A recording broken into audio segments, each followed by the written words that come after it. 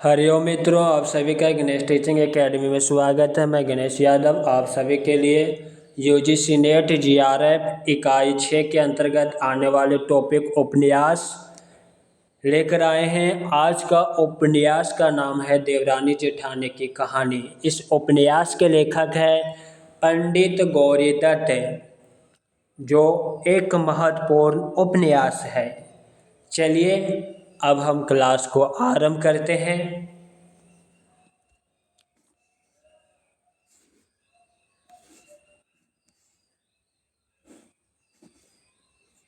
पंडित गौरीदत्त रचित उपन्यास देवरानी जेठानी की कहानी सन 1870 ईस्वी में प्रकाशित हुआ।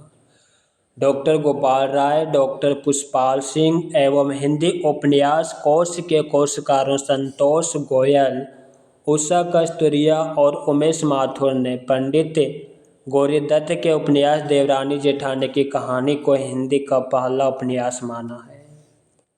आचार्य रामचंद्र शुक्ल, डॉक्टर नागेंद्र तथा डॉक्टर निर्मला जैन ने श्रीनिवास दास के उपन्यास परीक्षा गुरु के हिंदी का प्रथम उपन्यास माना है।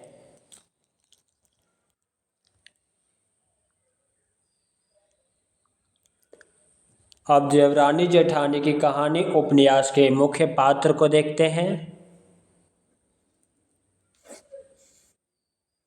सरसुख मेरठ का अग्रवाल बनिया, पार्वती सरसुख की बड़ी बेटी, सुखदेई छोटी बेटी, दौलत राम सरसुख का बड़ा बेटा, छोटा बेटा मुंशी टिकैत नारायण तथा हर सहाय कबाली, शहर के अमीर लोग जेठानी, ज्ञानो तथा देवरानी, ये सभी मुख्य पात्र हैं। इस उपन्यास के बारे में इनकी भूमिका में स्वयं पंडित गौरीदत्त कहते हैं, स्त्रियों को पढ़ाने के लिए जितनी पुस्तकें लिखी गई है सब अपने अपने ढंग और रीति से अच्छे हैं, परंतु मैंने इस कहानी को नए रंग से लिखा है। मुझको निश्चय है कि दोनों स्त्री पुरुष इसको पढ़कर अति प्रसन्न होंगे और बहुत लाभ उठाएंगे।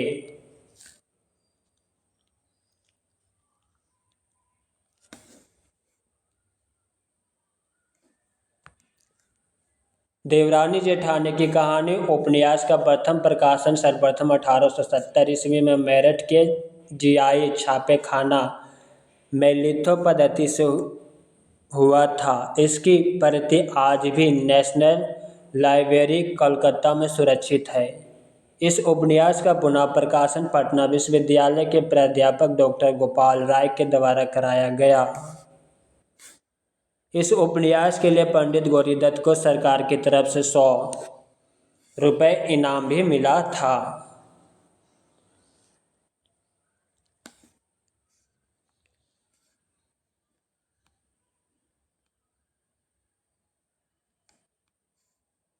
इस उपन्यास में बाल विवाह, विवाह में फिजूल खर्ची, स्त्रियों के आभूषण, प्रियता, बंटवारा, वृद्धों बहुओं की समस्याएं, शिक्षा, स्त्री शिक्षा आदि का बड़ा ही तर्कपूर्ण चित्रण किया गया है। इस उपन्यास में मुख्य उद्देश्य स्त्रियों के गृहस्थ धर्म की शिक्षा प्रदान करना है। उपन्यास की भूमिका में पंडित गौरीदत्त का कहना है कि पढ़ी और बेपढ़ी स्त्रियों में क्या क्या अंतर है, बालकों का पालन पोषण किस प्रकार होता है और किस प्रकार होना चाहिए, बेपढ़ी स्त्री जब एक काम को करती है उसमें क्या क्या हानि होती है और पढ़ी हुई भी जब उसी काम को करती है तो उसमें क्या क्या लाभ होता है। स्त्रियों की वह सब बातें जो आज तक नहीं लिखी गई मैंने खोजकर सब लिख दी।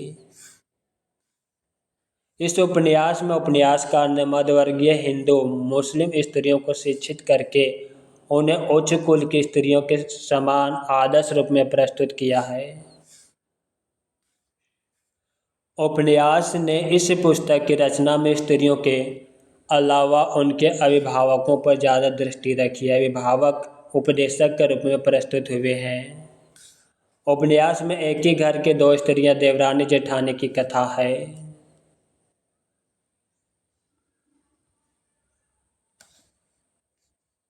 कर्म की उपासिका नैतिक मूल्यों की संवाहिका देवरानी को लेखक ने अपना आदर्श बनाकर प्रस्तुत किया है। देवरानी के माध्यम से समाज में प्रचलित अशिक्षा, अंधविश्वास और रूढ़ियों को दिखाने का भरसक प्रयास किया गया है। उपन्यास में सरस्वती के माँ बाप हैजे की चपेट में आने से मर गए थे। सरस्वती की अपनी बड़ी लड़की पार्वती की शादी दिल्ली में तथा छोटी बेटी की मंगनी वंशीधर कबाड़ी के यहाँ हापुड़ में तय करते हैं।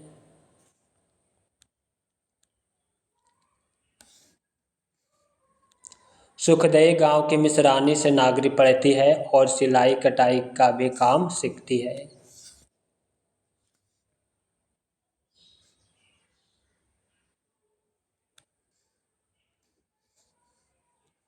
दौलत राम अपने पिता के साथ दुकान पर बैठता है और छोटे लाल मदरसे में पढ़ता है। दौलत राम की पत्नी ज्ञानो स्वभाव से ईर्ष्यालु थी। वह सास ससुर की बात भी नहीं मानती थी। भोजन बनाने में दाल पनियाली तो रोटी कच्ची बना देती थी।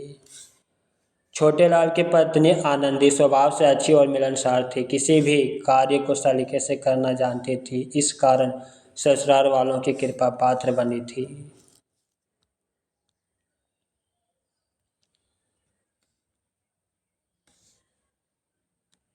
दौलत राम की पत्नी ज्ञानो ने एक पुत्र और एक पुत्री, पुत्र कन्हैया और पुत्री मुलिया को जन्म दिया और छोटे लाल की पत्नी ने दो पुत्र मोहन और नन्हे को जन्म दिया। दौलत राम अपनी पत्नी के बहकावे में परिवार से अलग हो जाता है।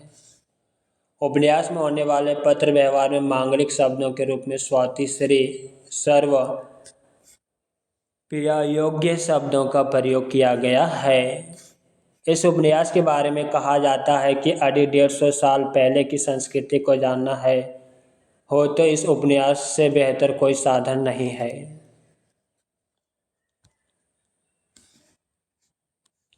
गौरीदत्त जी का यह उपन्यास लघुकाव्य है। इस उपन्यास के मात्र 35 पृष्ठ हैं। इस उपन्यास में यह बताया गया है कि एक पढ़ी लिखी स्त्री नारी शिक्षा समाज में अभूत परिवर्तन लाती है। बाल विवाह के दंश को भी बखूबी चित्रित किया गया है। छोटे लाल की बहू के मामा की बेटी का पत्नी पतंग उड़ाने के क्रम में छत पर से गिरकर मर जाता है और उसकी पत्नी मात्र 10 साल में वेदियों को धोने के लिए मजबूर हो जाती है।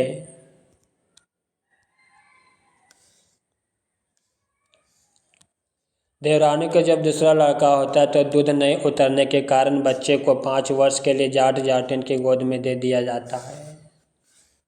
मोहन के पहने हुए गहने के लालच में दिवाली के दिन में एक जुआरी उसे तमाशा दिखाने के बहाने चीमन तिवारी के बगीचे में ले जाकर सारा गहना छीन उसे कांटे भरे गड्ढे में धकेल दिया जाता है। उपन्यास में सरस्वती का जन्म से लेकर मृत्यु तक की कहानी घटित हुई है। सरस्वती के मरने के 6 महीने बाद उसकी पत्नी की भी मृत्यु हो जाती है।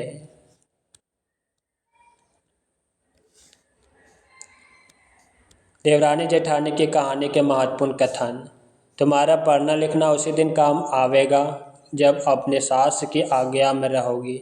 सास को माता के समतुल्य जानना, ननद और जेठानी को अपनी बहनों के से भी अधिक मानना यह अच्छे कुल की बेटियों का धर्म है। तहसीलदार साहब का कथन।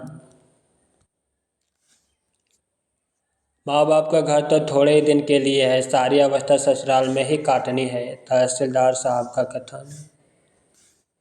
जब अपना ही पैसा खोटा हो तो परखने वाले का क्या दोष। जब अर्शी है जैसा देखेंगे वैसा कहेंगे। सरसू की पत्नी का कथन है। जिनके नसीब खोटे हैं उनकी बेटी हो और जिनके नसीब अच्छे उनके बेटे होते हैं। या जेठानी ज्ञानों का कथन है। मित्रों, देवरानी जेठानी की कहानी उपन्यास के लेखक पंडित गौरीदत्त जी हैं और अब हम पंडित गौरीदत्त जी की जीवनी देखेंगे, क्योंकि परीक्षाओं में जिस उपन्यास को हम पढ़ेंगे उसके लेखक के जीवनी से संबंधित प्रश्न को भी पूछ लिया जाता है। इसलिए उन लेखकों का जीवनी के बारे में जानना अति महत्वपूर्ण है। चलिए अब हम पंडित गौरीदत्त की जीवनी देखते हैं।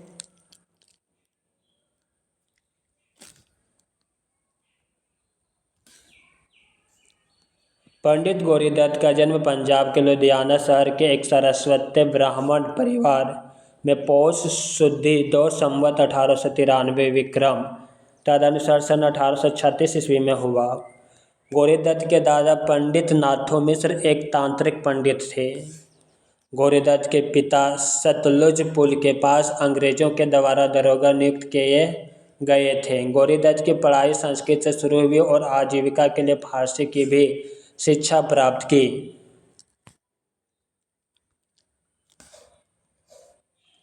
पंडित गौरीदत्त के 2 भाई थे।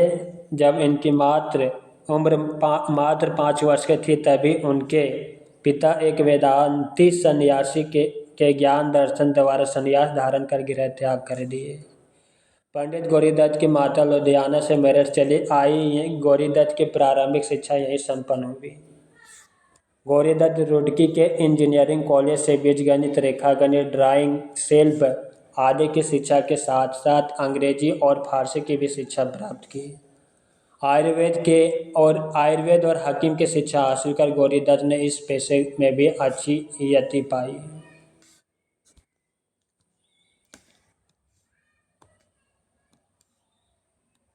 पंडित जी देवनागरी के प्रथम प्रचारक और अनन्य भक्त थे। देवनागरी के प्रति सेवा और समर्पण का भाव इनके हृदय में स्वामी दयानंद सरस्वती के सुने देवनागरी विषय व्याख्यान से हुआ। पंडित गौरीदत्त ने देवनागरी के प्रचार प्रसार के लिए मिशन स्कूल से त्याग पत्र दे देववाड़ा नामक मोहल्ले में एक चबूतरे पर देवनागरी पाठशाला की स्थापना की थी। देवनागरी पाठशाला ही आगे चलकर देवनागरी कॉलेज के रूप में परिवर्तित हुआ।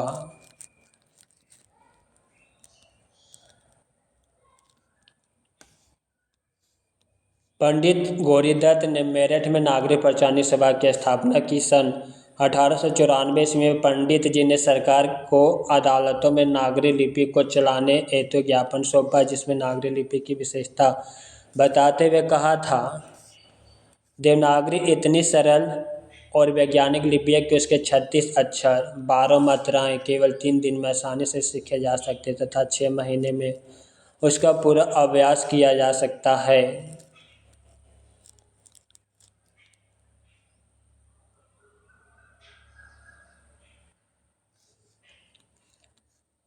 पंडित जी के उपरोक्त ज्ञापन से यह भी लिखा था कि उर्दू और फारसी के शब्दों का देवनागरी लिपि में लिखना शुरू कर दिया जाए तो वे बहुत सरल हो जाएंगे। पंडित गौरीदत्त ने 16 जुलाई 1893 ईस्वी में काशी नागरी प्रचारणी सभा की स्थापना की। सन 1892 में देवनागरी प्रचारक का संपादन भी किया। गौरीदत्त के ही अथक प्रयास से 18 अप्रैल 1900 ईस्वी में सर एंटोनी मैकडोनाल्ड ने एक अध्यादेश जारी कर उत्तर प्रदेश के स्कूलों और पाठशालाओं में हिंदी के पठन पाठन की स्वीकृति प्रदान की। पंडित जी के देवनागरी के प्रति दीवानेपन की एक झलक इससे भी मिलती है कि उसने अपने अंगरखे पर जय नागरी शब्द लिखवाया था और अभिवादन के समय जय नागरी ही कहा करते थे। पंडित जी ने 1 जून 1903 ईस्वी को लिखे अपने वसीयतनामा में अपनी सारी संपत्ति, मकान और सामान तक नागरी के प्रचार हेतु समर्पित कर दिए थे। अब देवनागरी देवलोक गमन 8 फरवरी 1906 ईस्वी को हुआ। नागरी लिपि परिषद ने उनके सम्मान में गौरीदत्त नागरी सेवा सम्मान आरंभ किया। देवनागरी के प्रति समर्पण सेवा भाव के कारण ही लोग उन्हें देवनागरी प्रचारानंद और हिंदी का सुकरात कहा करते थे। देवनागरी के प्रचारक पंडित जी ने एक गीत की भी रचना की थी, जिसकी कुछ पंक्तियां ये हैं।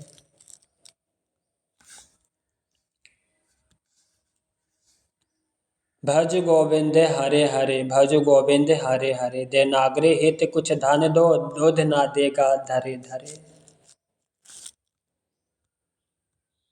अब हम पंडित गौरीदत्त जी की रचना देखते हैं। पहला अक्षर दीपिका, सच्चे मोतियों की माला, तीसरा अरफियों की थैली, चौथा नगरी के दफ्तर, पांचवा देवरानी जेठानी की कहानी, छठा बाल रक्षा, सातवां नागरी 100 अक्षर, आठवां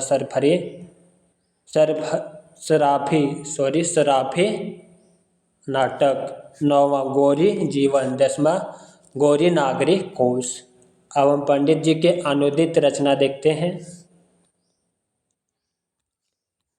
गिरजा उपन्यास 1904 ईस्वी, संपादन में देव, नागरी गजट, नागरी पत्रिका। मित्रों, देवरानी जेठानी की कहानी उपन्यास से जितने भी महत्वपूर्ण टॉपिक जो परीक्षाओं में बार बार पूछे गए हैं वो सभी महत्वपूर्ण टॉपिक इस क्लास में हम करा चुके हैं। क्लास कैसा लगा कमेंट में अवश्य लिखिएगा, साथ ही अपने मित्रों को शेयर अवश्य कीजिएगा। फिर मिलते हैं नए क्लास में नए टॉपिक के साथ। हरिओम।